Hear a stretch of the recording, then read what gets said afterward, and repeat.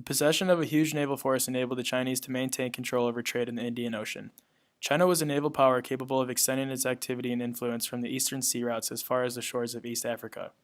Zheng He was a Chinese explorer that was put in charge of and led the greatest expeditions that the world has ever seen. There were a lot of reasons for these voyages, including external expansions, military expeditions, to spread Chinese influence, and to collect tribute.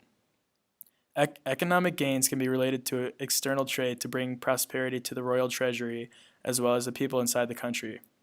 Also, the voyages were to spread Chinese influence and culture to other countries. The Ming wanted to reveal their prosperity and riches to other countries in hopes of them wanting to become a tribute state.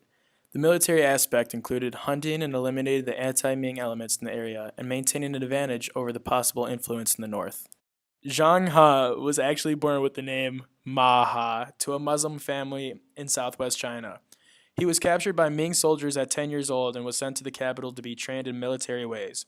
He proved to be extremely talented and intelligent while he was receiving military training and moved up the ranks easily.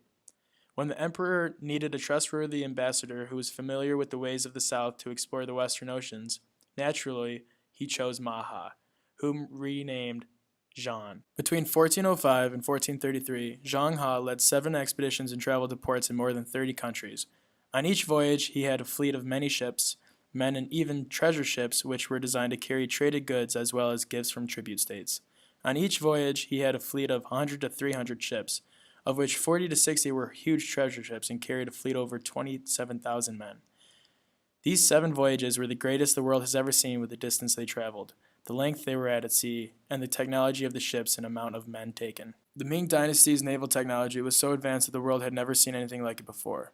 The ships were constructed with double hulls that were divided into separate watertight compartments. These could be used for carrying water during the ship and save the ship from sinking if it was rammed.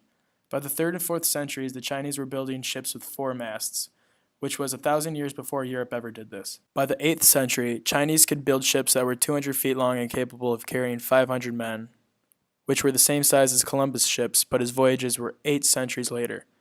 The treasure ships were over 400 feet long, 160 feet wide, with 9 masts, 12 sails, and 4 decks, large enough to carry 2,500 tons of cargo each and armed with dozens of small cannons. These ships would be accompanied by hundreds of other ships containing men and soldiers in case they were attacked.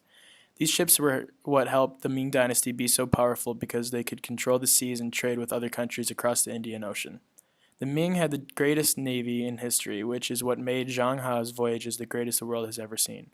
These expeditions were well ahead of their time, and it took Europe 1,000 years to develop this ship technology.